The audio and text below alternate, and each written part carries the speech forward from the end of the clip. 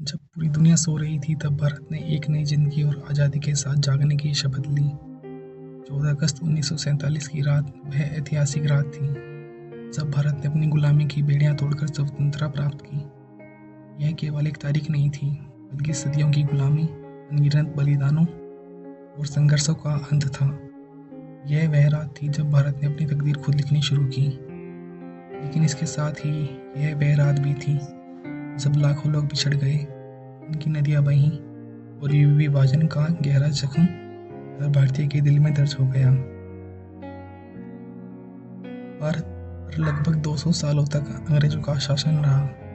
British हुकूमत ने भारतीयों को गुलाम बनाकर रखा, उनके संसाधनों का शोषण किया और उनकी संस्कृति को मिटाने की कोशिश की। लेकिन भारतीयों ने हार नहीं मानी। 14 अगस्त 1947 की रात भारत के इतिहास की सबसे महत्वपूर्ण रात थी। देश भर में उत्साह और जोश था, लेकिन इसके साथ ही बंटवारे का दर्द भी था। रात 11:55 पर दिल्ली के संविधान सभा में एक विशेष सत्र बुलाया गया। हॉल खचाखच भरा हुआ था। वहां मौजूद हर व्यक्ति की आंखों में उम्मीदें और सपने थे। वे भारत के पहले प्रधानमंत्री पंडित जवाहरलाल नेहरू मंच पर आए। उन्होंने अपना ऐतिहासिक भाषण दिया। बहुत साल पहले हमने अपने भाग्य को आकार देने की प्रतिज्ञा की थी और अभी वह समय आ गया है कि हम अपनी प्रतिज्ञा को पूरा करें। जब पूरी दुनिया सो रही होगी, भारत एक नई जिंदगी और आज़ादी के साथ जागेगा।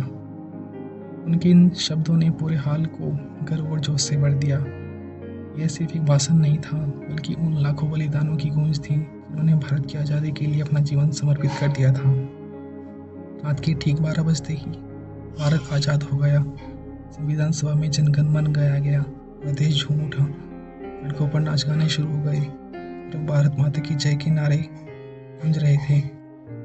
सुबह होते ही 15 अगस्त 1947 को पंडित जवाहरलाल नेहरू ने लाल किले पर भारत का पहला ध्वज फहराया। हजारों लोगों की भीड़ वहां मौजूद थी। जैसे ही तिरंगा हवा में लहराया, हर भारतीय की आंखों में आंसू थे, खुशी के भी और दर्द के भी।